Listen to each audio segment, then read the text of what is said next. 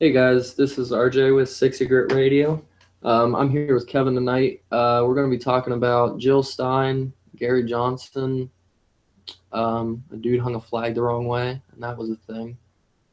But you had a question you were saving for when we got started, Kevin. What happened now? Yeah, I had a great experience. It was maybe great was the wrong word. I might be overhyping it a little bit, but as I was walking out of the door of my buddy's house, went to hang out, and he's actually we're playing in a fantasy football league together. So I was dropping off my fantasy dues and lost track of time. I was sitting there watching the Olympics with him, watching some female wrestling, which was I was kind of surprised at how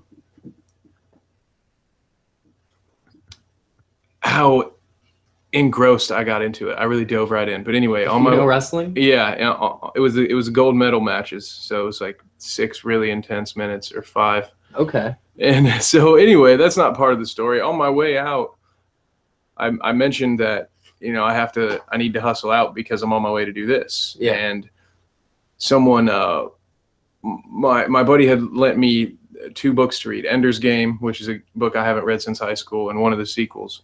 And so he jokingly said, "Talk about Ender's Game on the podcast tonight." And I response back, "Well, maybe this weekend, but tonight is our political podcast." And he just goes, "Oh." I was like, "Yeah, buddy of mine's a libertarian, has a libertarian podcast." And I was like, "I just kind of throw out conspiracy theories I've heard of." And so his response was, "Well, yeah, that sounds like something a libertarian would want to talk about." And I take my hand off the doorknob and I'm like, "Ooh, I'm gonna stick around for a second. I want to have this conversation." So it starts.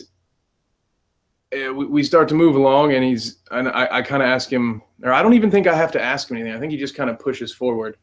He's like, "Yeah, man." He's like, I kind of feel like I align with libertarians on a lot of things, but they have a lot of people in that movement that believes that 9/11 was an inside job, and that shit disgusts me. And because of that, there's just no way that I could ever side with libertarian because they believe that shit, and that shit is just absolutely ridiculous." And then that was his turn off. That was his turn. Yeah, he won't be a libertarian, essentially. And now I think it's a little more broad than that. I think just in general, basically what he was trying to say was libertarians are a bunch of kooks in his mind, that you guys run around with your tinfoil hats on. And that was kind of what he was getting at, because he referenced just the term conspiracies, and then he followed it up to say that, I can't be a Democrat because of Hillary. So that gives me sort of an idea of where he already stood. So with that in mind, there's a Democrat-leaning person out there that believes that all you libertarians think that 9/11 was an inside job. So I wanted to ask you, A, how that made you feel, and B, where you even stood on it, and if that's something that you think other libertarians feel, or is this just a guy slinging mud? I think of the libertarian voice, obviously no libertarian writer, and except for the modern ones, were around for 9/11. So there's not much there's not a history there to reference, but of today's thinkers and stuff, people I listen to, the furthest thing I've ever heard them say is we probably don't know everything that happened. There's a really good chance that not that it was an inside job per se, but that some elements of the government might have known about it happening, which isn't that crazy to think about. But mainly most of them just seem to think they're covering up maybe everybody that was involved, that kind of thing there, which is largely believed. I wouldn't go quite to inside job, but I mean, you saw that stuff. You're the one that showed me that video. There's that essay that was over top of that Stefan Molyneux. I guess it's an essay, but what would he see that as? A conspiracy, right? You know what I mean? Absolutely, you were yeah. This blew my mind.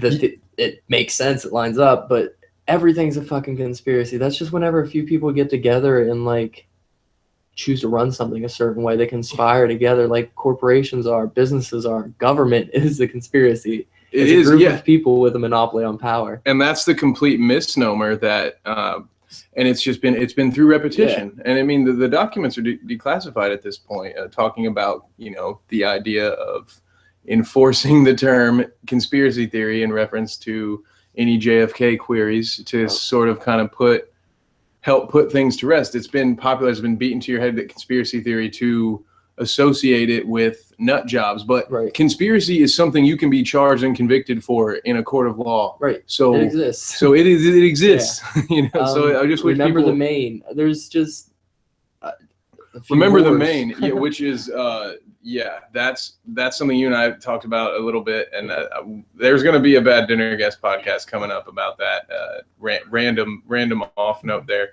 But so, yeah, you guys aren't necessarily conspiracy theorists. And so as someone I don't think they buy the government story, essentially. And if you do, I find you to be a sheep. But obviously, he doesn't like the government either. He's anti-Hillary. I would have seen him with his mindset being a never Trump, I got to vote for Hillary kind of person, because the Hillary person's like, she's been in there. She knows everything. I don't care about her foundation. She knows how to do it. That's how you have to do it. That's the only person that's pro-Hillary. They accept everything that's out there. And they're like, it's fine. That's how you have to do it. They're not like, it didn't happen. Well, most people don't say it didn't happen because the facts are there. The track record's there. You have to look all of that shit in the face and be like, yep, still voting for her. Yeah, they're just kind of swallowing business as usual for the next 4 years. Trump is the one that was saying, I think he's the reason the 9/11 pages got the 23 pages. Or was it 28? I believe. 28 pages? Okay. Sorry, Jesus Christ. But yeah. The 28 pages, he's the one that said, like, I'm going to release those. I think he's the reason they got released so Obama could say he did it. I don't think if he would have never said that, I don't think those pages would have gotten released. It's a very good argument. But, I mean, it's just, that's definitely Republicans tend to lean that way too, though. I mean, just in general, they don't buy the government. They're the get off my lawn, like, get out of my life.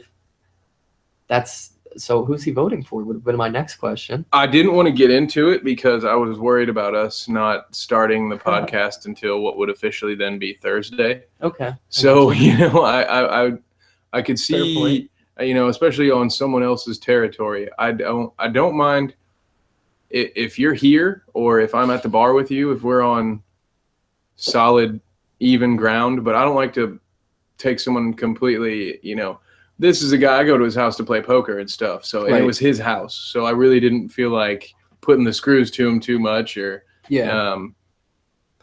getting too involved with the conversation. I just thought, this is something I really want to talk to RJ about because where libertarian would stand on the idea that there are people out there for whatever reason. Because then my other thought is, well, how did that, if it turns out to not be as he said it was, where everyone, or as he has been led to believe, it's not even really fair to put this person on trial here. He's essentially just has received information and built on what he has received. So I think too often we forget that we sort of function like a really, really complicated computer, but at the end of the day, we're just inputting information and outputting our opinion based on what we've put in front of us. And so somewhere along the lines, he been led to believe that libertarians are conspiracy theorists or that they support conspiracy theories and that they're anti-government, which they're anti-government. That's not a misnomer. By any measure, that goes inherently against property rights and everybody being equal. Unless you're Gary Johnson. Yeah, unless you're Gary Johnson. But if Gary Johnson is his example, then I don't even see how you could get that. He didn't use Gary Johnson as an example. True. I just every chance I get to point out that Gary Johnson's not what I would consider a libertarian. Yeah, I'll take the shot. I gotcha. You miss 100% of the shots you don't take. Michael Scott. Something about that doesn't seem right. No doubt. It's just, I guess I can see it though. They had the Tea Party that didn't help them. We'll dive into this later. I don't mean to get us out of order here. I know you have something you want to show everyone, but after then coming home to watch the Green Party Townhall, I was sitting there thinking, oh man, what would this guy have to say about this? Because Gary feels like a Democrat after listening to Jill Stein. He feels like Really? A company man compared to her to an extent. And then she kind of regressed a little bit back outward, but she was saying, she sounded like she woke up this morning and listened to Eisenhower's farewell address and then was like, yeah, let's go. I'm going to take out the military industrial complex. I'm going to take out big oil. I'm going to take out the banks. I'm going to take every single military, all 800 military bases, and I'm going to close them all down. And then she said, and then I'm going to make the Federal Reserve eat the student loan debt and just forgive it. And we're just going to eat it. And they did not necessarily like hearing that. You know, the same way I'm like, fuck China for selling us bad debt, essentially. I'm okay with fucking the Fed. The only issue is I don't have any like other currency right now. I don't have guns or gold or electronics or something like that. So my issue is that my money is going to become play money, which fucks us all, which sucks dick. But we all know we're coming to a collapse, and that bubble is going to burst. The idea I have is, and that most people say, and the reason the Great Depression lasted so long is because they extended the bubble rather than popping it. But say we end this shit now. Say we let it bust the Fed. We'll see how crazy high college rates have become, or college interest rates and college student loan debt overall has become. We'll get a fucking taste of our own medicine there. So we're going to reform that, hopefully. Hopefully all the free money out there that the Fed's offered at our expense or by our backing, that's not going to exist anymore. So student loan, the banking industry is going to have to figure that out instantly, because that guaranteed cash, it's going to pop that bubble instantly, instead of dragging it out and trying to figure out different ways to do shit, and that just costs more and more money and compounds the interest rates and all that other horse shit. End it now. Pull off the fucking Band-Aid. Why is that such a bad idea? And you'll show how insolvent the Fed is at the exact same time. So yeah, it's going to hurt, but what is drawing it out going to do? The only thing they can do right now is keep inflating the currency by putting out fake money. And all that is doing is extending the bubble. It's just building up more and more play money. Eventually it's got to end. I'd just rather see it busted while I'm in my 20s so I can like hope for recovery by like 35 and take advantage of that shit. I don't want to wait till I'm 50 to see. I don't want to see another generation go through this system. The more people that we have brought down by it, when it does eventually burst, we're going to pay for that. Oh, absolutely. Each fucking season of college or high school graduates entering it, because college enrollments are growing. Colleges are expanding because of all this free money. It's not like this bubble's going to shrink on its own. We're still offering all this free money out there for them. Like, what's the alternative? Is she saying we're going to – that would be my next question. So are you saying we're no longer going to offer federally backed student loans? And if she said yes to that question, that we're no longer going to offer those federally backed student loans, fuck yeah, rip off that Band-Aid and don't do the problem again. Leave it to the free market. I've heard she's kind of a liberal statist. I don't see that being where it goes. But I would love to see somebody be – that's a Ron Paul move. Rip off the Band-Aid, just get it over. Yeah, it's going to hurt. Like, we did this. That's what – and that's the issue that I have with this entire process with basically – essentially every person that I will talk to about any of our current issues, it's no one wants to deal with it. And everyone that has some fairy tale in their mind that somehow we're going to be able to come out of this unscathed. And it's not going to happen. And the sooner you have a realization that, okay, I'm going to have to tighten my belt here at some point, I may have to dust myself off and get up off the ground. Yeah. Until we come to that, that used to be something that Americans took pride in their ability to do. And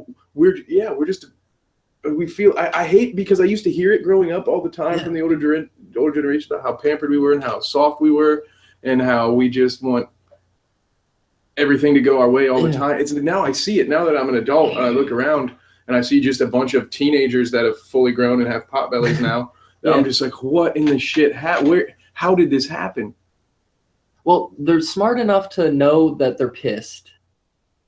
Their issue is not like, and they even know they got fucked, most of them. They just don't want to accept it, but they know they got fucked.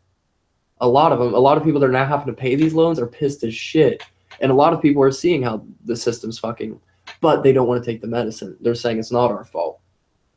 And that's one of the reasons I think you see them not wanting the older generation being able to vote. Unfortunately, a lot of the younger generation solutions are more state, is where they fuck up. I think it's funny the younger generations. So younger generations don't want the older generations to vote, but the younger generations are the ones that show up to the polls the fewest. Yeah, well, I think on Obama's election it was pretty 50-50. But I just mean historically and coming up, I imagine. I don't know how active we'll see the youth in this. Yeah, I think a lot of us are just going to go to the bar, but that's what the Bernie is, or Bernie. I keep doing that. This is what Gary's trying to prevent. But you don't see what you are seeing here is Gary's subliminal messaging hard at work. He wants you to think he's Bernie Sanders. He wants to morph the two. He wants a conspiracy theory to come out that Bernie Sanders slapped a wig on and dropped his accent, and now he's Gary Johnson. Or that he slapped a wig on and changed his accent, and now he's Bill Weld. You know, he wants people to think that because that's just better for him. Yeah, no doubt. So he's sitting here somewhere listening, going like, "Yeah, call me Bernie some more." Probably. I'll do it all night, baby. But I hope I come out of watching, because we're gonna hopefully be able, if there's time in the day, we're gonna hopefully be able to watch CNN Townhall, Jill Stein. Tomorrow and comment over it. I'd at least like to. I don't know about your schedule, figure it out. But hopefully we'll get the chance to, because that'll be interesting. I hope I come out of it like, fuck yeah, Jill Stein. I hope I have a candidate. I think that I would love to do it. I think it may be 2 days out, just for the people listening to go check back with us Friday night as far as the scheduling goes of that. But I didn't get to see all of it. I got to see about what I assume. If it was as long as Gary's, I saw maybe about the last third of it. So I'm not sure. The first 10, 15 minutes, I was super hyped. I was like, man, that's it, dude. This is at least somebody's name I can write down and feel like, okay, I at least found somebody who because I don't attain to the idea that you're throwing your vote away for a small party. Dude, I hope she blows Gary Johnson out of the water somehow. She just rises through the ashes. And like the Libertarian Party has to take their fucking medicine and see that they can't win this way. But go on. I'm sorry. Are you about to crush my hopes and dreams? I was going to check a fact quickly because I may be crushing your hopes and dreams. But before I quote this fact that was given to me, because it was given to me over the internet, I wanted to check it quickly because I heard a stat about Jill Stein's apparently running in 2012 and her percentage of the final vote. Was it roughly comparable to Yoda's? Because a lot of these third-party or green candidates get the same, as if like it was just a Disney character or anything like that, if you know what I mean. Like they just get pulled because somebody won an option to vote for. Was it like that, or was it she actually had a significant portion? Do you remember? It was like that. No, I know what I was told, but again, I want to double. It was not good. It was more along the lines of Yoda might have had more. Okay. So the number I was given, I may have to retract this momentarily, was 0.4%. So of the vote. 0.4%, yeah, when she ran. Clearly not enough to get in the debates. Yeah. And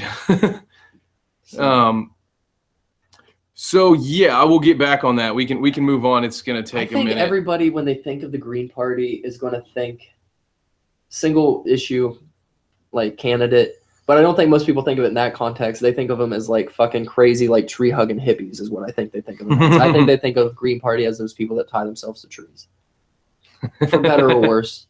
But I think that's probably going to hurt her, and probably what hurt her there over Yoda was the fact that when people see that name, it doesn't bring up a sense of like nothingness. It brings up literal negativity. Even most liberals hate that motherfucker. You know what I mean? So she was getting a very minute portion. They had to have been the most dedicated of Jill Stein supporters. I will say I was surprised to see CNN do this. Not as surprised after seeing the Libertarian Town Hall. But it makes me wonder sort of, I'm at odds here because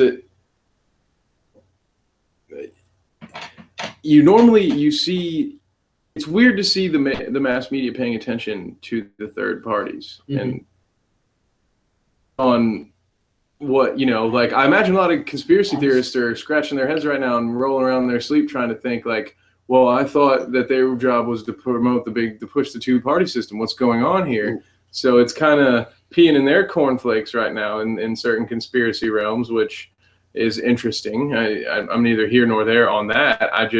It is odd. You see this.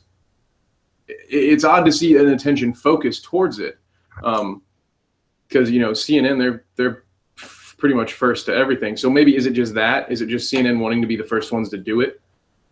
Maybe that's what it is. And I think if they are in the Clintons' pocket, I think that honestly, Hillary believes it's going to be more damage to Trump than to her.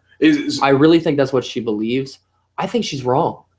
I really do. And that might be why Jill Stein's getting her chance to pull a little bit more different direction. And maybe that's why she's coming out more stern on that kind of shit. So Gary Johnson's been real passive on the military-industrial context. Well, Jill Stein has not coming out and saying she doesn't want it. And also, so the idea of Jill Stein, at least, I don't see as a play for pulling votes in Hillary's direction, because she actually went closer towards, I will not accuse her of siding with Trump. She absolutely didn't. She called him a bigot and a racist, but she essentially was claiming that Hillary is worse because her policies that actually kill black and brown people are a lot worse than Donald. She said that? She said these Dude, words. I'm getting a boner right now. Jill Stein, stop it. She essentially said that, because someone actually asked the question, how can you run for president knowing that votes Donald Trump win? And she came back basically was saying, look, I don't want Donald Trump to win the presidency. I think he's a bigot and a racist. That being said, I am equally scared of having Hillary Clinton as the president because her policies have shown that this is what she will do. And then just went on to call her a warmonger and had to defend a tweet where she said something about, I can't remember. We'll get into it. We'll see it. Something along the lines of feminism. They're both claim to be feminists, and Jill Stein says that Hillary's not a feminist because of the way that she acts. We're going to end this episode. I'm getting fucking hot and bothered. Yeah, well, but I'm about to cool you down a little bit because Jill Stein really sort of, she seemed to pick a side as far as she seems to really be siding with Black Lives Matter and sort of this accusatory, kind of just putting it all towards the police, referring to, which explains why she hates Clinton. The police as a military. She referred to the police as militant several times, which I wouldn't necessarily call her wrong in that, but I don't see this as a choosing sides scenario. I think this is both sides. What they are doing is they are fudging the numbers, so to speak, to make things look.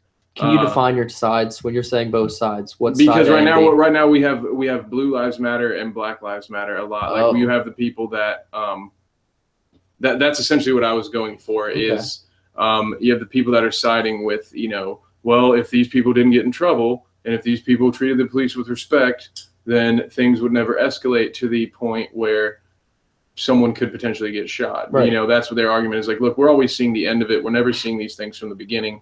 We have no idea what's going on. A lot of these reasons still don't usually warrant the death of a human being. No. But you still, regardless of where there's definitely sides in this issue. You have a lot of, at the very least, you have sides on the issue of Black Lives Matter. Mm-hmm. At the very least, I think, if anything, it's not necessarily one side versus the other as much as there are two sides to Black Lives Matter and there's two opposing sides towards Blue Lives Matter. And those kind of intermingle here and there. But your thing is Blue Sides Matter didn't, like, it's not just blue. Like, you're saying that they're not diametrically opposed, or what are you saying? Essentially what I'm saying is that I don't think that the two are mutually exclusive or mutually inclusive either. That it's sort of more than it being Black Lives Matter versus Blue Lives Matter. You can have people that are against Black Lives Matter because they see them as militant, but also not for the military police. You could have those people that sort of reject both sides. Yeah. Whereas you could have people also agreeing with both sides, saying, "Hey, we need to stop. There appears to be some sort of pattern of racism here, and also, I support the fact that no one should be going out and killing the police." That's what I'm saying here. Is you could have it one of almost 4 or 5 different ways is how any one person could look at these two issues. But she kind of, I get weary. I'm weary of Black Lives Matter. I know I run a big risk just even saying this as far as being caught. I don't feel the need to defend myself and tell anyone I'm not a racist, because I show that in the way that I live, in the way that We all know you're a racist. Yeah. Okay. But there's a lot of I don't know how, if all of their methods are productive and constructive as more as so than destructive, and Right. if they're not at times hurting their own cause. Black Lives Matter. Yeah. Oh yeah. Did you see the shit that happened in Milwaukee? I think it was Milwaukee. I don't want to say You're talking about the riots and the shooting? Yeah, and it was Milwaukee. I think the cam footage showed the kid had a gun in it. I think the body cam footage ended up showing that the kid had a gun. And that's what sucks, is Black Lives Matter was out there before the cam footage got released, already in support of this kid. And they jump off before they even know. And then they still mindlessly back these people. The hands up, don't shoot bullshit. And that kid was a thug. Like, somebody need to handle that kid. I'm kind of pissed it was a cop that got to him. But you know what I mean, though? Like, they keep... Well, I don't have the video for context, unfortunately. Yeah, but I can't remember the kid. I can't remember the kid's name. But either way, the hands up, don't shoot. You remember when that was a big thing? Oh, and yeah. supposedly he got in the fight with the cop. And Oh, the you're cop talking about Missouri right now. You're talking about the original, what started, like the powder keg. Yeah. Was Michael Brown? Yeah, that's it. And the fact that the entire movement was started from a falsehood. Like, why didn't you pick Trayvon Martin to be, and maybe that started it. Maybe it was Trayvon Martin. Trayvon Martin is like a clear case to me of, and it wasn't even a cop, but of the sides that get away. It was the goddamn neighborhood watch. Yeah, exactly. But if you're on the side of justice, you know what I mean? Like, Florida is a lawless swamp. There's a reason Jeb Bush was put in charge of Florida. Unless you have marijuana, and then you will soon find yourself running into the law and in a federal prison. That place is backwards. But yeah, no, I understand. Like, every time I hear, that's why I heard, I think it was Hillary Clinton said, yes, Black Lives Matter. And I was like, oh, you fucking cunt. Like, you should rebrand yourselves. If you call yourself a Black Lives Matter and you're one of our like 4 listeners, please rebrand yourself. The Black Lives Matter thing, it's like what I was saying with the Green Party. Like, it has a bad taste in people's mouth, and you're not fixing it because these people keep saying your name every time they burn down a business. They keep saying your name before they say go out and shoot up the suburbs.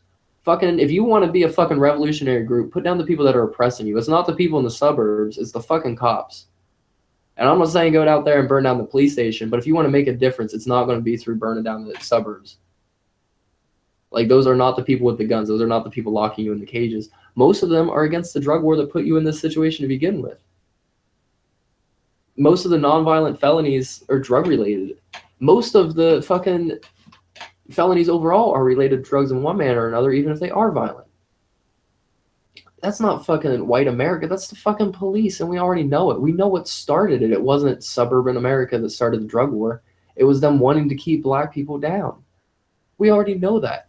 That's why we got outlawed. That's why crack has a bigger penalty on it.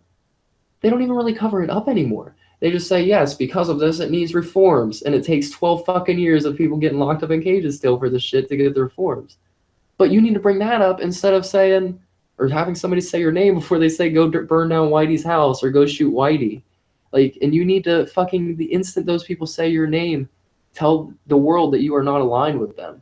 Just like we expect Muslims out there, or I shouldn't say we, but if you're a Muslim out there and ISIS makes an attack, it might be a good idea to remind people once a year that you're not one of those. Just the way shit's going in the media right now. It is what it is. I mean, yeah, it's sad that we live in a world where you have to do that. Yeah, exactly. You know what? It is what it is, though. And if that is, it's a fact of life. But the problem is, and I actually want to talk to you a little bit about with the felonies that we're talking about and the fact that these populations are put into these situations. I mean, 5% of the population is creating most of the crime in this country. Like, but it's funny because there was the Huffington Post, I think it was, ran an article, and it was essentially going over, it was the Guardian, I'm sorry, it was essentially going over, so these states that I've created, and I'm going to sound kind of pro Black Lives Matter here, but I'm not in a way. But so the states basically made it a rule that you couldn't put the felony checkbox on an application. And if you, so you couldn't like pre-screen for felonies. What they found out is that once, because that it was essentially to raise the amount of black men employed in the workforce because they have the majority of felonies. Okay. But so what they found out was because, and the Guardians use it a little different, but what I get from it is that because felony carries the bad taste in your mouth again that it does to a company, and because black people are the ones that more than often than not have felonies, and we know are involved in things like burning down suburbs and shit like that, because that's what the media is going to show when you're out there doing it, and nobody's saying that's not me, that's not us.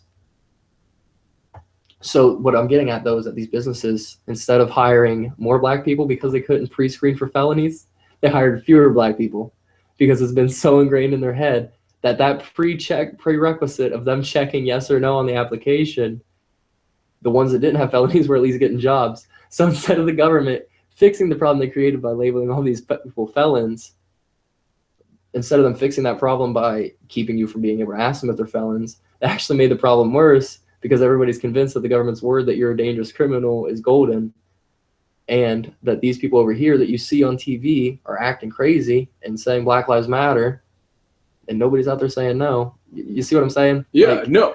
And for the record, there are some people out there that are saying no, but unfortunately they just don't have a very big spotlight. There are plenty of where's a leading black voice? Well, yeah, exactly. I felt it worthy to at least point out that there are black people out there that are pointing at Black Lives Matter saying you're the fucking problem, and you're inciting, you're making things worse. Maybe you're not the problem, but what the, and it was really in, I read a lot of wise tweets and Facebook posts, which may be the only time I've ever said that in my life, regarding this, just sort of saying, look, you're making things worse. This was not the solution. It's disgusting. You're hurt. What it boils down to, it's, dad gets yelled at work. He comes home, treats mom like shit. Mom smacks the kid around. The kid goes outside and kicks the dog. It's just the next dude in line. You're just passing your shit on to somebody else. Now they have to deal, because you get fed up to the point where you're like, well, goddamn it. Well, now somebody somewhere is going to deal with my fucking bullshit the way that I've dealt with yours. Exactly. And that's the problem. Mindlessly pursued over something that there's no injured party. So it's a crime, but they've turned it from the justice system to the legal system so the state can get money off of it and reparations from the people. So it's an indirect tax, really. But since they've turned it into the legal system, all of these people have been endlessly pursued over bullshit. Most of these people are nonviolent criminals at one point or another. And then you get into the drug wars and shit, and the fact that they turn violent because this is a black market, and that shit, it happens in there. But if it was an open market, it wouldn't. And that's why I know they don't want to say all lives matter, because there's already that fucking beef there. But they need a different mantra to where they can hopefully come over to a libertarian point of view of, listen, we're all getting fucked here. This is how I'm getting fucked. This is how you're getting fucked. And yeah, maybe you guys are taking the brunt of the shaft, but the rest of us are getting the balls. You know what I mean? Like, I understand it sucks a little harder. And I'm not saying that if you're a black American that you don't have a harder time than I do as a white American. But do not discredit the amount of times that I've been pulled over just because I had out-of-town plates or out-of-town stickers on my license plates.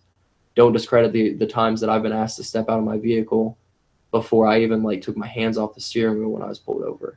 It doesn't just happen to black people. And that's the shit that they don't bring up, and that nobody else is bringing up, is the fact that it's a class struggle. It's a class issue. But it's two classes. It's state and the people the state's against. And we didn't have these crime rates before the drug war. We just didn't.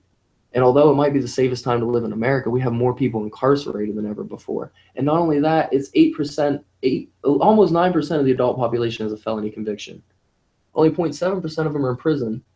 So you're telling me that all of these people that are so fucking dangerous that we have to lock them in prison get released from the criminal justice system? You're saying the criminal justice system works? Or are you saying these people were never violent, never needed to be in there in the beginning? Because it's not rehabilitating them. These are people that were locked up over some fucking bullshit. If you can have less than 1% of the population have a felony and the crime rate where it is today, Are you shitting me?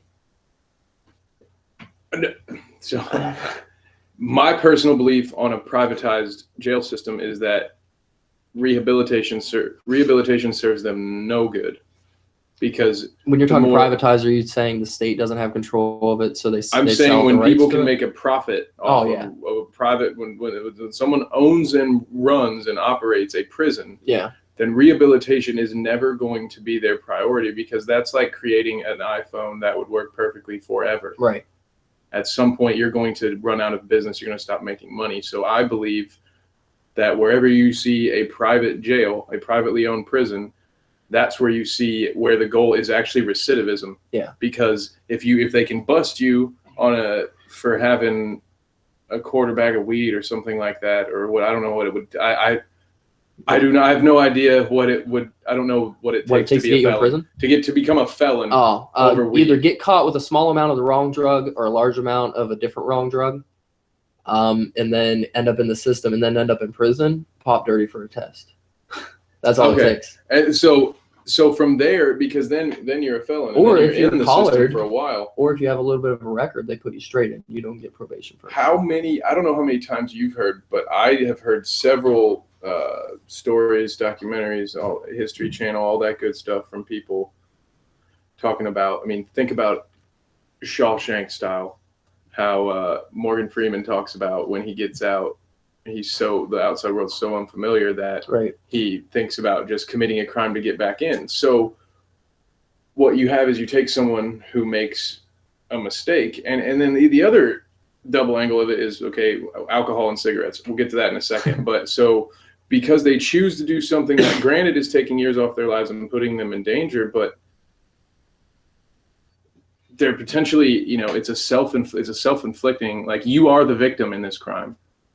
Cases, it's not a victimless crime, it's you're hurting yourself. All right. So, but overall, you contribute, you work, you do all these good things, and then you go to jail over this, and you get locked up in there, and you got the gangs, and you got to do certain things to survive, and then they put you out in the real world and tell you that you have to go get back in line and resume a life that was paused 2 to 3 years ago, that you have no idea how and where to fit in. And in today's society, 2 or 3 years, you might have gone through 3 different cell phones. And yet this person is supposed to just turn around and be, without having access to any of these tools, that would allow them to stay. I mean, it depends on the prison, but again, like these, you're not going to be able, no matter what, you're not going to be able to properly prepare yourself. So it really, you get dropped back into the pond at a real disadvantage, where you almost have no choice but to do something that could potentially get you back there. And then each time you go back, you get a little worse with you. Go ahead. No, here's the fucked up thing the government does, though. Prisons, and you might be talking about what I'm talking about, but they're already privatized, even if they're state ran. I mean, there's a fucking prison guards union in there that's getting paid off of it. There's everybody throughout the government that's getting paid on it. There's food contracts. There's building contracts. There's so many people that get paid off of the fucking prison. So, like, what the funny fucking thing the state does is, because you're like, well, we're going to tell these people they're criminals, we should fix them so we feel a little bit better about putting them in a cage. So they call it rehabilitation, and that costs more money. So, hey, guys, instead of just locking these people up that really weren't doing anything wrong to begin with, now we're going to ask you for some more money so we can spend it to fix them. So then they get bigger budgets, more staff, they get bloated. And that's the constant solution, though, is we need to reform prisons. We need to reform the fucking law that's getting them put in there. Fucking take the fucking snake head off. Quit. We need to do this to the prisons, or if we make them private, or if we make them public. How fucking big would the prisons be if there was no such thing as a crime without a victim? How many people would be locked up today? There'd be no drug war. Right. There wouldn't be tax evasion. There wouldn't. What crimes do you see occur constantly that would constitute locking somebody in prison? And then, instead of them spending money paying back the state, because the state's actually who can lock them up, the reparations go directly to the person offended by the criminal. Now, so when you get a crime committed against you, the state punishes them by putting them in jail. So then you have to pay for it. You're now paying to incarcerate this person. Even if you win reparations in a civil suit, you were paying to put them in jail. So that's taken out of the money they owe you already because you already paid to Not put to them in mention jail. the fact that you're paying just to take your case to court. Exactly. If the prosecutor picks it up, you don't have to. But then you have a civil suit that's cheap because you already have the suit that won.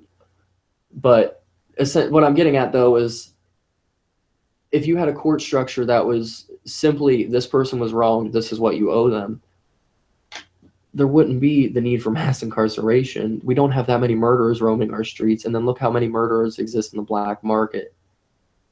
Where are they going to go? Are they going to start? It's not going to look like they're not going to start kidnapping people for lack of jobs. I wouldn't think. We're the most well-armed society in the fucking world. It's just not really a possibility in my mind's eye. Fair enough, yeah. But hopefully it stays that way. So, because that's the last great thing we need Daddy to protect us from is being broken into or stolen. But that gets back to my the police aren't even fucking there to defend you to begin with. If the police were there to defend you rather than pursue the drug war, all of this fucking funding would be going to applications for your phone that can tag where you're at and you feel like you're being followed. Or, hey, I'm being assaulted right now, send an officer. Or you can report a car that's disabled on the side of the road with a GPS tag. All of this shit I can do to each other instantly. You're telling me they still require us to call in, get transferred 4 times, and then hope they show up? I've had them show up, get told by a neighbor I didn't live there, leave, and we had to call them back. Ridiculous the system is. Oh, yeah, I know. But instead, they spend the money on the drug dogs and the fucking militarization instead of just pursuing crime. When is the last time you heard about a crime being stopped by a police officer? They come and they take a police report, and then if there is somehow enough evidence for them to pursue it, they hand it off to the prosecutor, who probably will still look at it and be like, yep, not enough evidence to convict, and flip it off, and instead pursue where they found a dime bag of weed in your car because they know they're going to get a $250 penalty. I think at this point, even a decent amount of police officers would agree with you. I can't tell you how many in a moment after, at a bar after some drinks where they'll talk about how sort of, we all will gripe about our jobs. So you keep that in mind, but they'll start talking about how the job's a joke. That not necessarily, that yeah, I might have overspoke there, no. But that the serious stuff would take about 20% of their time. That so much more is just having 2 people yelling, a domestic dispute where 2 people, and where 2 people are yelling at each other. The stuff you see on Cops, like let's just take that as an example. Like watch an episode of Cops, right, and ask yourself how many of those were major life-threatening situations and how many were just like, oh, this person on the street looks sketchy. Like this person looks like a homeless person. I should see if they have meth on them. It seems to be a little bit more than that. Like how many times is it the very rarely, it seems like the only calls that they get to in a decent amount of time seem to be domestic disputes. Because they play out the longest. Yeah, because they're still there because they live there. Yeah, they live there. Where are they going to go? And deep down, I've been robbed twice, and both times, well, the first time I should say, I had to prod the cop to even look for fingerprints where the TV was sitting. A motherfucker breaks into my house. He comes and takes a report. And he was going to leave like that. Didn't look at anything. Didn't even try. He was just like, we're not going to solve it. Like, I know we're not going to solve it. So literally they take a report. Oh, there was no witnesses. I'm not going to look around to see if maybe a wallet was dropped somewhere or anything like that. Nothing like that. They don't give a fuck about shit like that. Oh yeah, I know. I've also been the victim of a robbery in Toledo, and it took. I had to call 4 times before the officers got there. When they came, my window was in the basement. And they used a spark plug to break. I had one of those windows that you had to be able to climb out of. So used a spark plug to shatter that. They climbed in through my room. Luckily, I for some reason already had the majority of my stuff hidden away nicely. I just had a messy room, and they couldn't really see any of mine. So most of the things that were stolen were not actually mine, but we had a big ass TV stolen, gaming systems, all that good stuff taken. Yeah. And so it was and the officer's looking around laughing, and he walks into my room. It's a mess because they did toss my room. They just didn't find anything. Yeah. And he's chuckling, and he's just like, along the lines of, yeah, they broke in through the window. And he's like, yeah, sure. Basically, essentially just making jokes that my room was already messy. They tried to argue with me basically, there was a point in time where they were basically accusing me of breaking that window. I would like to remind the Black Lives Matter listeners that we're both white males. Go on. So they accused me of breaking my own window to make it look like a break-in because of they said the glass didn't match up. Now remember, I had a big well window, a spark plug in my room, and so it was thrown down in there, but glass could have fallen on both sides. I mean, there was this big ass 3-foot well, enough for a human to crawl out of, and plus there was tons of glass in my room. And she was trying to use the fact that glass was in my room, saying that was proof that I had broken the window. They were saying that we think you left your doors unlocked and you broke this window so that we maybe would do something about it. Was long because get my stuff back. Yeah, because I know you're not going to pay me for it. Yeah, not insurance. So what's well, because the first, and that's you bring up the part that really kind of irritated me a little bit. So here I am, we're in this stressful situation. It's 6 23-year-old men. We haven't really experienced enough life to know how to deal with this right now. We were relying solely on these 2 officers to take care of us and fix this problem. And when I asked for advice, the female officer suggested that I get a maid because of the state of my room, and laughed. And then I was in no mood for that. So I said, well, thank you. You're very helpful. Just like being a dick in my own right, because that's how I am. The male officer then chimes in saying, well, what I would suggest, he said, I would suggest you get next time get renter's insurance. Long story short, that's what he said to me. So that the help that I got from these officers was, ain't nothing we can do. They didn't even call from when they didn't even come. Like it was 3 or 4 calls. Nothing we can do for you. There was a different time where I actually caught into my house because I was in the basement. So they didn't break in. Someone left the side door open, but I heard footsteps going around upstairs, and I knew no one was home. I walk upstairs, and there are 3 like high school age kids in my house going through our stuff. And so I chased them out of the house barefoot with a baseball bat, and then call the cops, call them twice. No one comes. It's not until we catch them later trying to break into our cars. And this is how you could tell they were high school kids. They were dumb enough to go back and try to steal from our cars. One of the car alarms went off. I look outside and I recognize one of the dude's jackets. So I call him again. And this time I was like, look, I'm not getting off the phone until you send someone here. And that's what it took for them to send an officer out there. As the officer comes out, I point out to the kids. And it turns out that because they were in high school, they just got taken home. The officer just took them home to their parents. So, and granted, I'm not necessarily upset about. I'm not necessarily upset about that the end result, but it's like, what exactly? Yeah, we don't in America more than anywhere else. We fear. It's a gut instinct. No one sees a cop behind them and thinks, oh.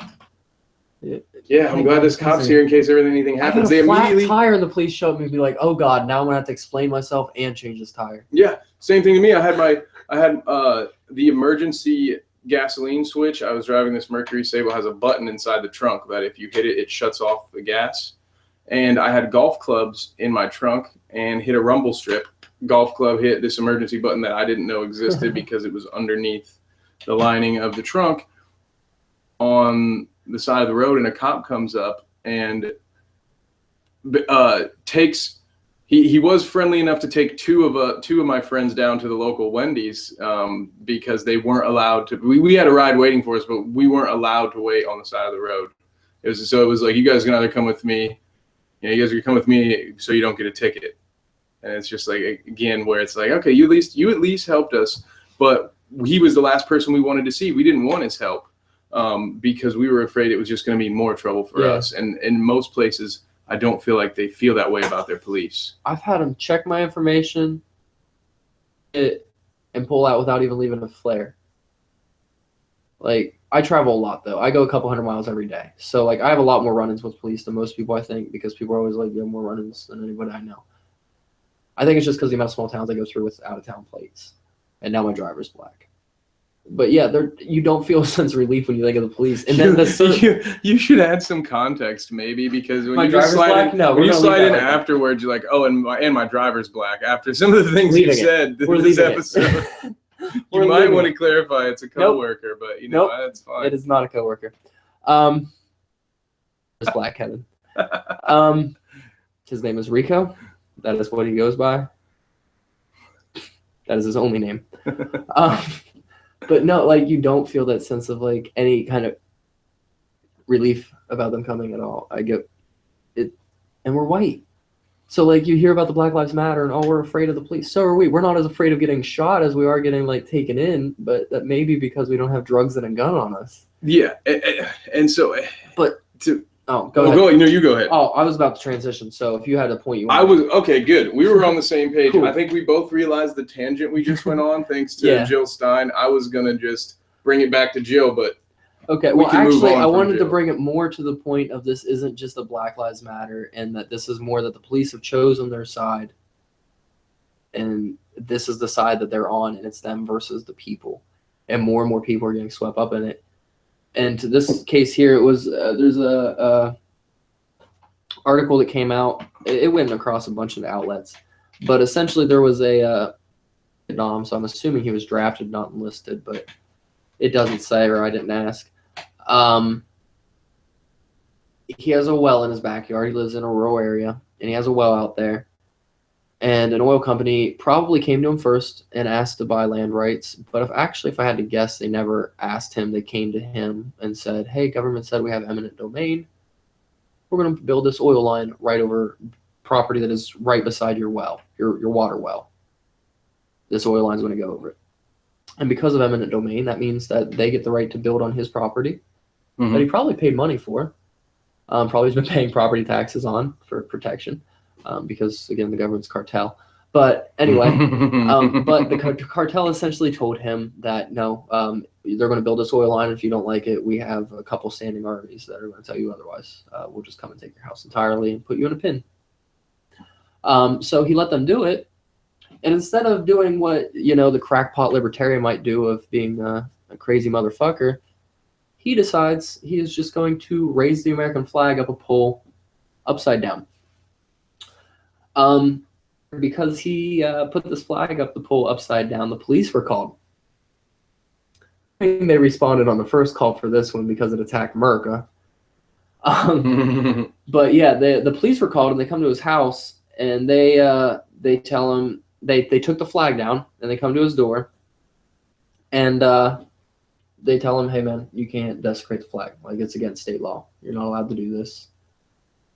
Stops and been like, hey, it's not desecration. That's actually a symbol that's well known through like the United States, that an upside down American flag is a distress signal. It shows a nation in distress. There's actually a statute that I found because I knew we were probably going to talk about this, and I'm hoping I can find it just so I can quote it so you can see, like, it is ingrained in law, though. I can't find it, but it doesn't matter. But yeah, there's a statute that essentially says that raising the flag upside down says that you are in immediate distress. So he gets the flag back. The police hand him the flag, and he goes back out and he raises the flag back up the pole. Police, they don't take the flag back down. They don't say, oh, it's your right to free speech. It's just a piece of cloth hanging upside down. Have a good day, sir. Thank you for paying your taxes. They arrest him, and they put him in jail. So, like, the issue I have, and again, why I'm saying the police, it's not a race thing. It's not they're discriminating against white and black, and they might be discriminating against black people in one form or another. They might be prejudiced against black people in one form or another. But as far as what the laws that they want to enforce are, like, that's the real issue I have with them. And anyhow, so, like, the Supreme Court already handled this twice. So the first time that this was brought to the Supreme Court, somebody was arrested for desecration of the flag. I think they were burning it. It was brought to the Supreme Court. The Supreme Court said it was free speech. So I think it was George Bush basically tried amending the Constitution to, like, say that desecration of the flag was a crime. Because that didn't go over, they made it a federal law. which I think that's what they did with it. But either way, they made it a law again, essentially, that you couldn't desecrate the flag. And in early 1990s, they overturned the law. The Supreme Court again said, no, you're allowed to do it as free speech. Established, well, a long time ago, for a while, that it's not a crime to burn a flag. And not only that, because it's constitutionally protected, a state law can't go against it, or local law. We should know that no crime is being committed. And if it is a state crime, that it's still not a law that they should obey because it goes against the Constitution. But they're still enforcing it because of America. And, like, you know what I mean? Like, well, it's what the... So, but also, this illustrates what I think could be a bigger problem for this, because it takes you 7 years to get a law degree to learn how to interpret and practice the law, but it doesn't take nearly that long to enforce the law, which is fair enough. You know, there are different levels of understanding, but something like that is troubling. I feel like every police officer should, you know, as far as on-the-job training, a lot of, like, you know, I'm sure they have a ton of tests and stuff that they have to take, and a ton of rigorous, you know, I don't know about how rigorous it is, but I'm sure they have physical conditions and all this stuff that they have to pass. But you should really be very proficient. You should understand the laws that you're enforcing, and, you know, for situations like this, because this isn't something that needed to escalate to the point that it did. I don't see why. And now this whole thing is preposterous. This is the part that makes me wish I was born at a different time of Earth, because we are talking about someone getting locked up in prison, as you said, for hanging a piece of cloth upside down. And I will never understand the human fascination with flags out here. I don't get you people. I don't it's a flag. It's just, oh my God, I can't. I'll let you get back to it, because I will just. No, you're either, and it's that nationalism. And you guys were talking about a little bit about the religion of, like, political parties, and nationalism is its own religion, its own right, and that is their cross. See, Lou, he was talking about the religion of political parties. I'm talking about politics as a religion. Yeah, and that's what I'm saying. Overall, our so-called democracy, Democrat, Republican, are like Methodist and Baptist to me. Our Democrat and Republican are just, you know, it's our democratic republic.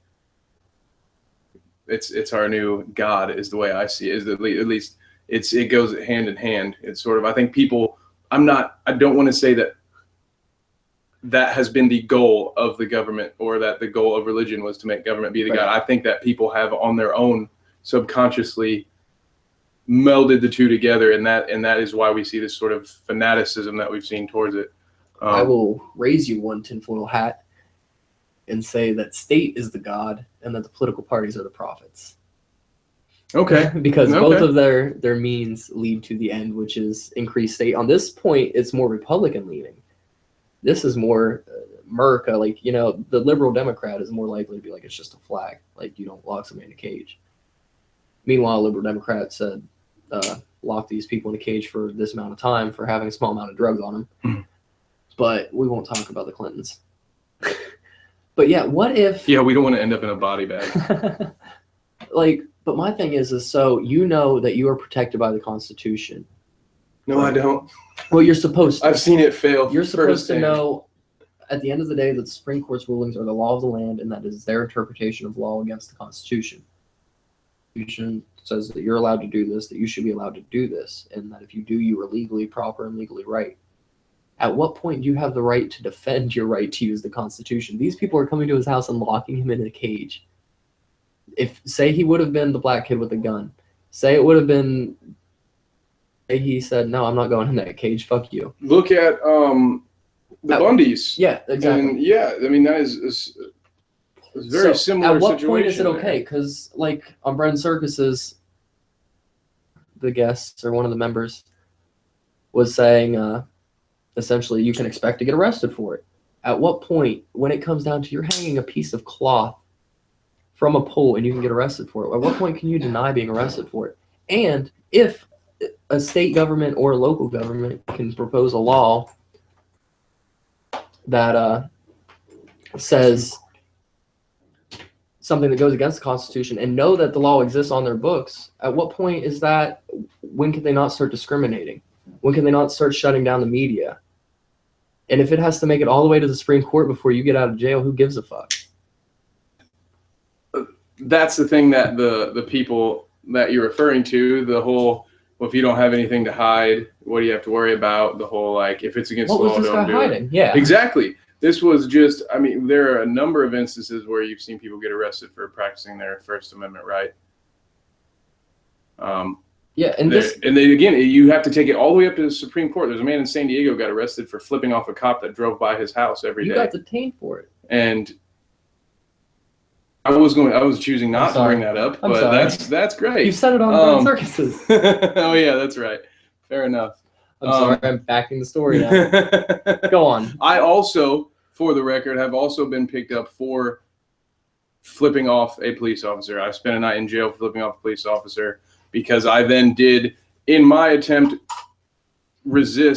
I attempted to resist. Yeah. That, and not necessarily. No, I didn't. Oh, you did get arrested? I didn't pick a fight. I got arrested. I went to court. I went to court and everything. I chose not to fight it because I was going to have to pay for a lawyer and all that stuff and I was aware of a similar case in San Diego where a man had to take it all the way to the Supreme Court for it to be found that he was just practicing his freedom of speech. You can't be arrested for practicing your freedom of speech.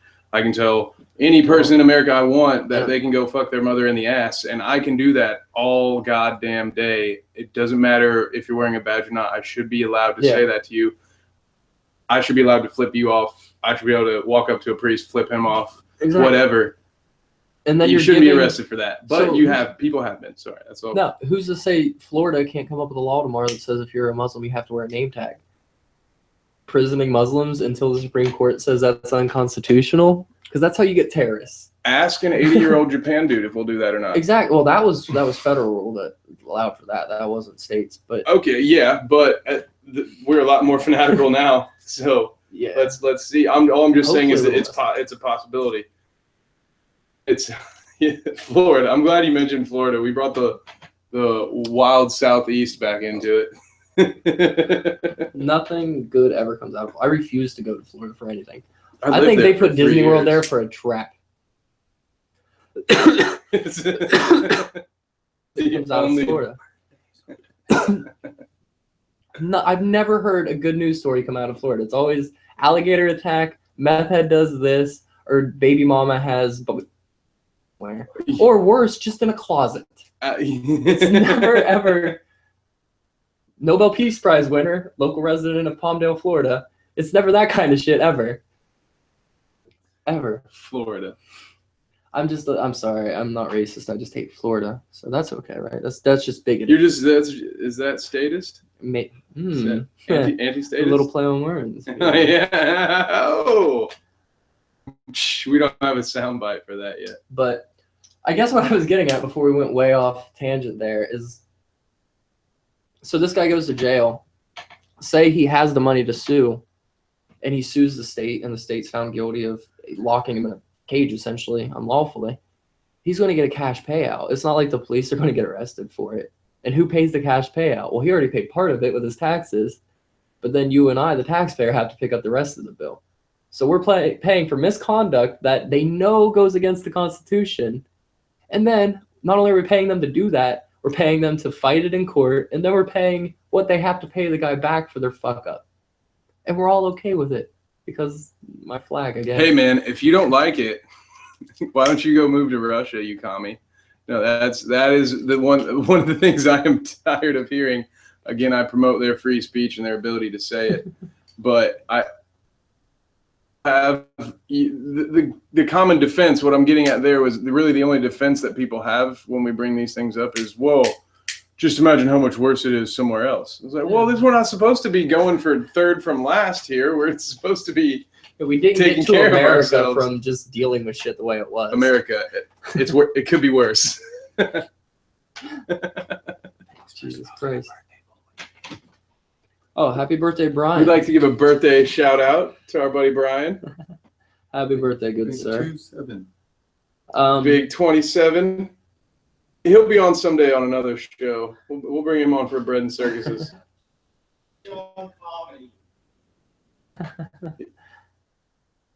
Jesus. Speaking of motherfuckers that need locked up. No. But yeah, actually, speaking of motherfuckers that need locked up, why should these Joe Biden?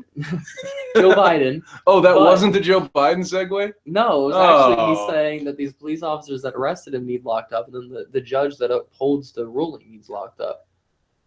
That is the only true justice if you want to use our legal system for it. The people that went against the law actually should have to face the penalties of the law for kidnapping a man. And they had guns. So doesn't that make it a felony? What else is it? If you wrongfully imprison somebody and you use guns to do it, what is that if you or I do it? Yeah. At the end of the day, but instead of that, instead of people actually getting punished for actually being criminal, for actually aggressing against somebody, you and I get further aggressed with from our wallets. We have to pay whatever this guy makes off of his lawsuit that I'm sure will follow. In the news story, he's going to pick it up. Oh, of course, I'm yeah. sure. This is gonna go wild here. I really believe that, and this whole thing is because every single police officer is a bad person either. That's the unfortunate thing, is like there are, like you internet and find examples of people actually doing good in their communities, things like that. And so those aren't just for the person that is terrified of the media the most. Those aren't just fluff pieces. How often is that, and how often is it picking up the guy but again, for a drug also, charge? do you not personally know any police officers? I know 4 or 5 police officers in my life, and I don't consider, and none of them are what we are seeing. If you are willing to imprison somebody for a drug crime, which in order to be a police officer today, you have to be willing to put cuffs on somebody and throw them in a cage for having a plant, or having cocaine, or I don't give a fuck, or for selling their body for sex or whatever they sell it for, I don't give a fuck. Put it in a cage for that. And if they disagree with you to the point that they want to defend themselves, you're willing to kill them, you're a piece of shit to me.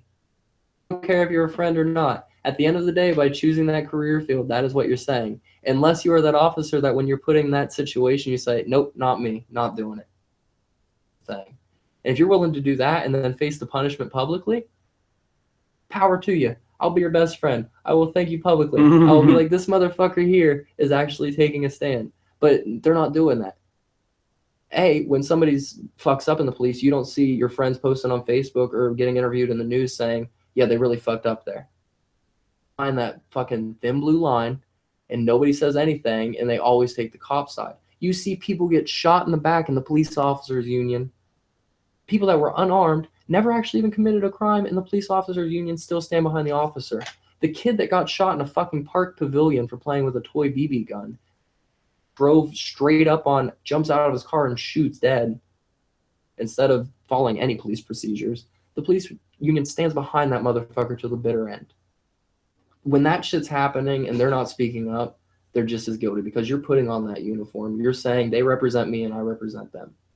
Just like if you vote Republican or Democrat, it's no fucking different to me. You should have to stick to the consequences of what that means.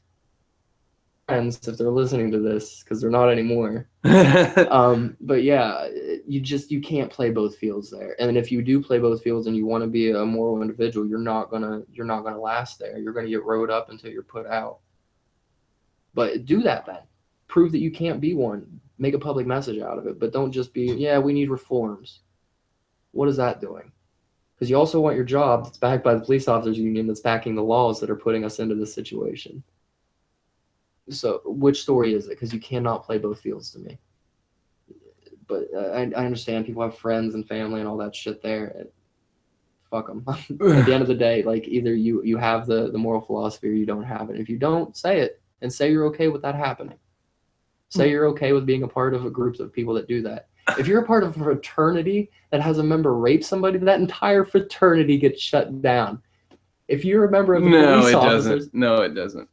It happened at Ohio State. Oh, well, okay. It happened at Toledo, and the fraternity did not get shut down. So that doesn't happen in every scenario. But so essentially, I guess what I was trying to say was rather than pointing the blame at the individuals and shooting police officers it's once again, it's misguided. The retaliation has been misguided, and the focus, I think, is in the wrong direction. The direction isn't to take it out and say, oh, every cop in the world is a piece of shit. Because from that perspective and from that point of view, you're not going to gain any ground anyway. So in that sense, you're not really doing any better. To me, it's the system. Single person wearing a badge is completely morally inept. All right. They have also been bred in a system where they are taught that these things are wrong. They may not even have the open mind enough to realize they've just been so. Whereas I don't think everybody has the free will that they think that they do. I think more than just attacking the police, or it's what you're saying. Get the laws fixed. Then don't put a cop in a position, because no matter what you want to say, at the end of the day, if you have to do something to get a paycheck, so you have to fucking eat. Don't tell me you're not going to do it. I'm not if it's locking somebody. And what I'm getting, so the police officers union and the prison guards union are the biggest fighters of marijuana legalization right now. You are a member of that union. They are your voice, and they are saying, "Hey guys, keep putting people in jail for this. Keep finding them for it." That's your voice. Do something about that shit. Well, yeah, okay. I'm not saying you're wrong there. But again, I'm saying it's weird. People are attacking the bottom when this is a trickle down thing. Like the correction will never come from fighting back and attacking the police. That's just going to make it worse. That's all that's going to happen. Then they're just going to have more reasons to go at it. How else do you disillusion somebody from becoming a police officer? Because the way you get somebody to become a police officer is you make them think that they're a national hero by coming, that they're the cream of the crop by becoming a police officer. And so what do you do by killing them? Besides making them a martyr and a national hero. I'm not saying go out and kill cops, but I'm saying instead of burning down suburbia, maybe you should turn your eye to where the issues are coming from. And maybe metaphorically, not actually burn down the police station, but get on those steps and start screaming. They can't possibly carry you out of the police station. But the reason I'm saying that is make these cops question why you hate them so much. But don't just have Black Lives Matter to scream. Have some actual reasons. Maybe listen to 60 Grit Radio and just be like, hey, you motherfuckers are keeping us down, and you're doing it through your labor, and you're paying this union to do it from the other side. Oh, and you guys could just say, hey, you know what? We're going to be cops and we're going to run this shit, but we're not going to enforce these unjust laws. Because that's always an option too. They can't write y'all up. If you guys actually don't want all these laws to exist, are they going to hire in new people that'll do it? If all of us actually disagree with this? No, they turn a blind eye to it because they want their paycheck. And they're putting their personal paycheck over other people's personal liberty.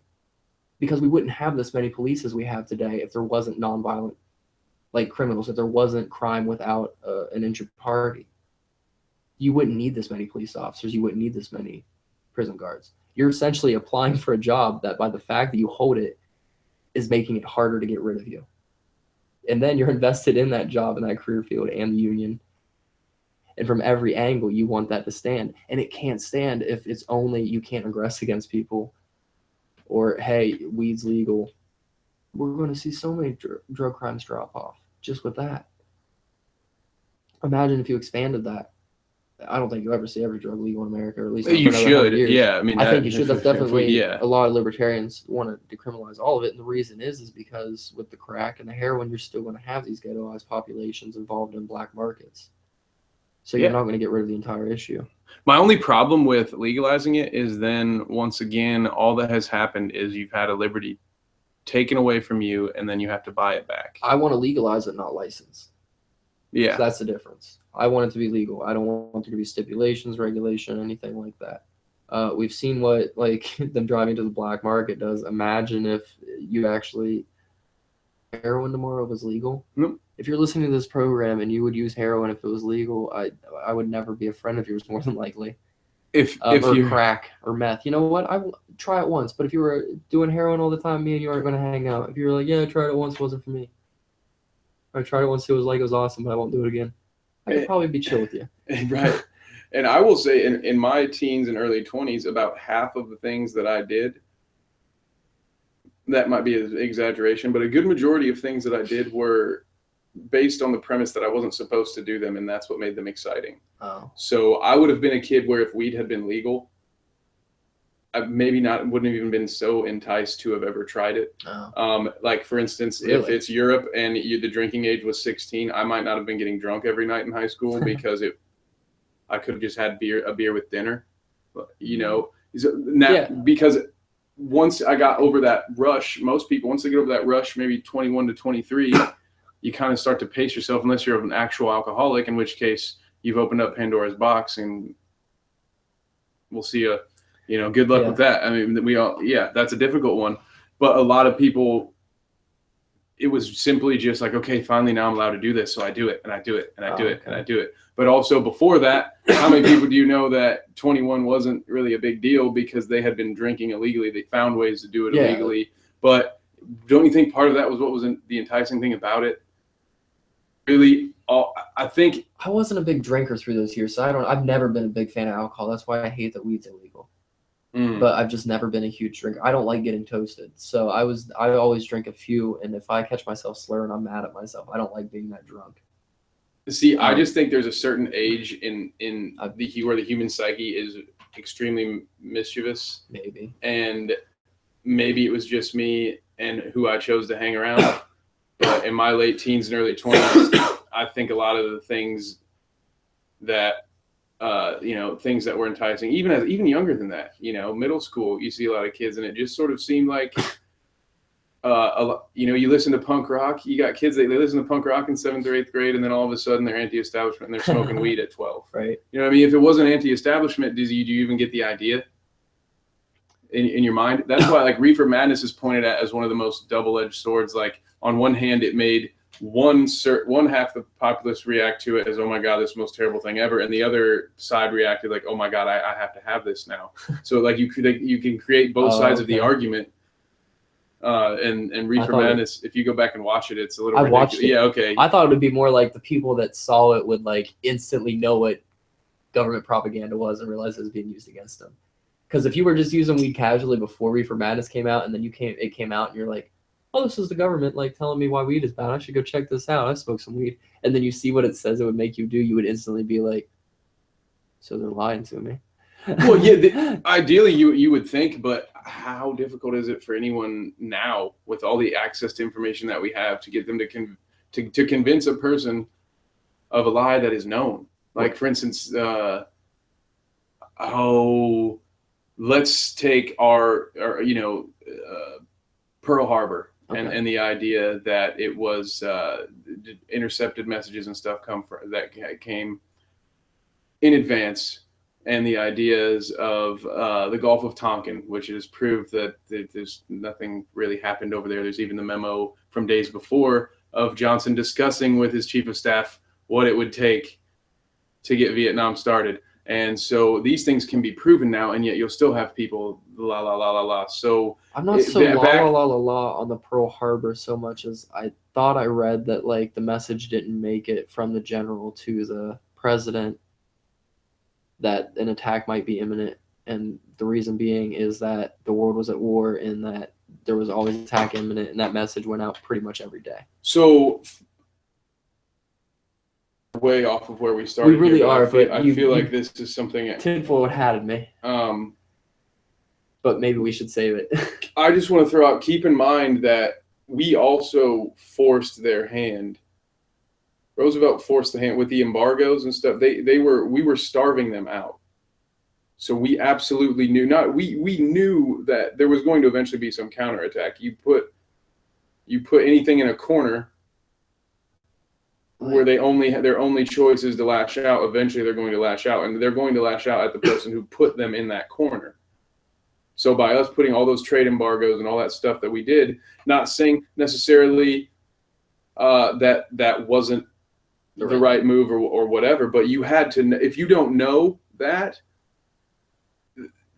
then once again, it's one of those things where if we draw it back to the 9/11, the conspiracy theory, if you at the very least can't point out and recognize that somewhere along the line a lot of people had to fuck up for this to happen, so Pearl Harbor, it's either foreknowledge or it's negligence. And are either of those acceptable at that level?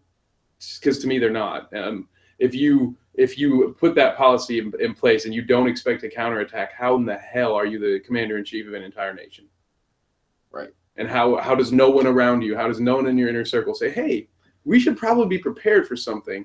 Yeah, and they were already preparing, no doubt. But at the same time, like, didn't we want to do the embargoes too? And wasn't it a semi-peaceful means of declaring them an evil force, which the Japanese were definitely the aggressors in that war. Okay, well, we were before Pearl Harbor, the United States populace was 80% against joining World War II. Joining, but an embargo is looked at by the population as a lot different than military action. The thing is, Pearl Harbor was what directly resulted into us joining. Right. So you think they saw A, B, and they wanted C? I think it was problem, reaction, solution. Okay. It was, okay, well, we can't necessarily get into this. Have you ever noticed that America has never struck first in a major war? Isn't it convenient that a boat always gets sunk offshore somewhere that's not near us, but it happens to be ours? I think that's because we're extremely isolationist. The Lusitania, we sent a boat from here to England knowing that the Germans had that exact area of water marked off, knowing it was a combat zone. Right. They all had to sign flyers saying, we know we're riding this boat through the combat zone and things may happen. Right. And yet it got sunk, and then everyone's enraged over what happened, and we joined the war. Okay, well, we knew that was going to happen. So to me, that just is sort of a thing where it's like, well, this kind of reeks of I won't say it reeks of it. It's an odd coincidence. It seems like if you are in that position, you should have the foresight to know how people are going to react to you. Yeah. Embargoes to this day that haven't resulted in military. So sanctions against Iran are the same thing as an embargo. We had an embargo against Cuba that nearly led to a nuclear war, but didn't. There was never a shot fired there. Like, an embargo isn't necessarily, it's a strategic solution, but it's not necessarily a guarantee for military reaction. Because, I mean, Cuba that is who we embargoed, right? I'm not quoting the wrong embargo. Okay. Sometimes I get those little countries mixed up that I don't care about. But no, it was a proxy war between America and Russia over missile sites. We put some missiles here, so they put them in Cuba. And that embargo led to basically Russia backing down. I mean, we backed down too, but the situation dissolved. So to think that couldn't also result for Japan there, and that Japan be like, look, they're starving us out. We got to do something, and we don't want to fight these motherfuckers. Okay. So it's definitely. I don't think you have to think, A, we put the embargo. B, they're going to do nothing but attack, because the other option is they back down. And it's worked before, and it's worked again. So I don't think necessarily. I think he could have believed at the end of the day that the Japanese weren't stupid enough to engage in another front. I really believe that. Their soldiers thought that they were fighting for a god. Maybe that helped them a little bit. It's helped the Muslims, or ISIS, I should say. Wow. Not all Muslims. Wow, the soldiers thought they were fighting for a god. I'm sorry, how often do you see that? How often in the world do you see religion and politics hand in hand? The actual leaders, you would think, would think logically and be like, look, this ain't a good idea. Like, we're asking to, we're spent. We've barely won what we've won, and doing so has cost us almost everything. Let's just engage in another front right now. Like, just see it both ways. And that's why the Pearl Harbor conspiracy, I could never jump on the boat for that one. But yeah. So my parting thought on that, because I feel like this is its own podcast. This is like a mashup between my show and yours. Yeah. It would be that someone who profited greatly after World War I, and you saw a Second World War pop up, and you couldn't get involved, and there was only one way you knew you could get involved. That's a potential that is your conspiracy theorist argument. And I don't know what to believe or what to think about Pearl Harbor. I will put that out. Yeah. I don't have a side on that one. There are some other ones. The Vietnam War, I have some strong feelings about. World War II, I can't even say that even if it played out that way, I don't know how upset I am necessarily overall in hindsight now that it's been 70 years. Yeah, a lot of great men died there, so I don't want to sound like too casual about this, but the conscripted men at that. When you think of what the alternative could have been if it had been any longer before America got in, and had just sort of taken, we could all be speaking German right now. It could potentially be the alternative. I don't think they ever would have made it here. I think they had to destroy most of Europe. Like, they would have had to rebuild for so goddamn long to get back here and fought an insurgency. I don't think they ever would have made it here. I might sound too isolationist, but we have a huge ocean on either side on one of them. And they had to make it through a Russian winter, which is what fucked them. Like, I think they would have ran out of steam there, and the Russians would have came back and steamrolled them, to be completely honest. Fair enough. But I'm not that well rehearsed in World War II. Also, I think we captured a couple submarines prior, and that would have been an act of war. Before Pearl Harbor, I think we captured a couple spies, so we could have gotten in the war over that. But I'm not positive. So you're right. We should do another podcast. Yeah. Well, we have to. I'm sorry. This just like fucking. We just got spinning. This dragged into here. We did. Which do you want to watch Joe Biden say some silly shit? I do. And then we'll finish up. Yeah. So had his first confidential briefing, and of course everybody's out there saying he shouldn't have had the opportunity to go to one of those. So Joe Biden is on the YouTube. Basically, on the YouTube. Yeah, it's getting blown up in Republican media, and I hate Republican media, and it's actually getting blown up in some of the libertarian circles, and shame on you guys. But I'm just going to screen share it and show the little thing anyway, because I love to hear Uncle Joe. He's one of my favorites. Buy a shotgun. He is one of my least favorites. I don't know if in what regard he's your favorite, but I'm assuming it's just comically. For saying crazy uncle kind of semi-rapey shit. He's my go-to for. But yeah, I'm having a little bit of trouble with audio here. He's also the grandfather of the Patriot Act. So Joe Biden wrote the Omnibus Act, which was after the Oklahoma City bombing translated to the Anti-Terrorism Act of 1996. So he was there. He remembers.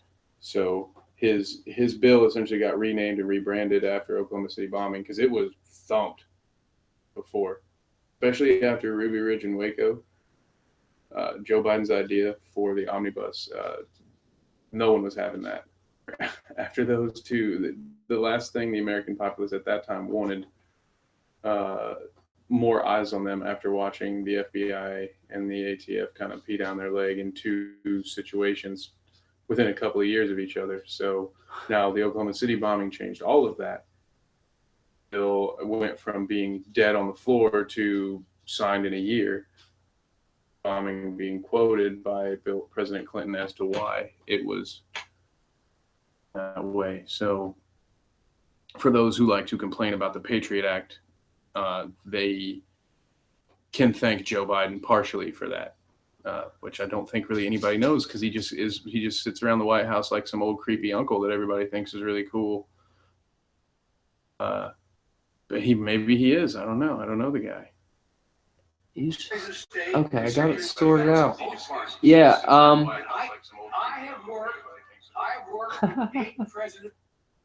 So I apologize. Where's what? Oh, yeah. So we still have some technical difficulties here. That's hilarious. I apologize. Where's what? Oh, yeah. So we still have We're gonna get some of this going. This is very difficult. This is quite a challenge.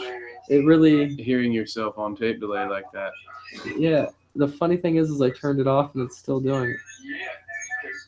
So we're gonna get some of this going. This is very difficult. This is Well, So I apologize. We'll just have to. I have no idea. So in the settings, you can make it playback, and I have it turned off, but it's still doing playback for some reason. So so I due guess to that, I think we should probably just wrap it up. video. Yeah, that's all right. I do apologize for that last bit of really shitty audio, guys. Hopefully, we got a bread and circuses coming up on Sunday. Do you have anything coming up before that? You got a sports thing? We've got sports thing. I'm trying to make a mock draft happen this week. We'll follow our Twitter for that. We'll let you know. We've got 2 new Twitchers. Well, back twitching again for any gamers in the audience. And we also have Box of Boxes now. We got Rico in there. So we do have new content coming up daily on the blog. Check out any of our other podcasts. What is that again? It's baddinnerguest.blogspot.com. Yep, baddinnerguest.blogspot.com. You can follow us on YouTube. Follow on Twitter, Facebook. Everything's Bad Dinner Guest. So just type that in your search bar. We'll be the only thing that comes up like that. Yep, #BDG. We appreciate you guys tuning in. We'll see you next Wednesday.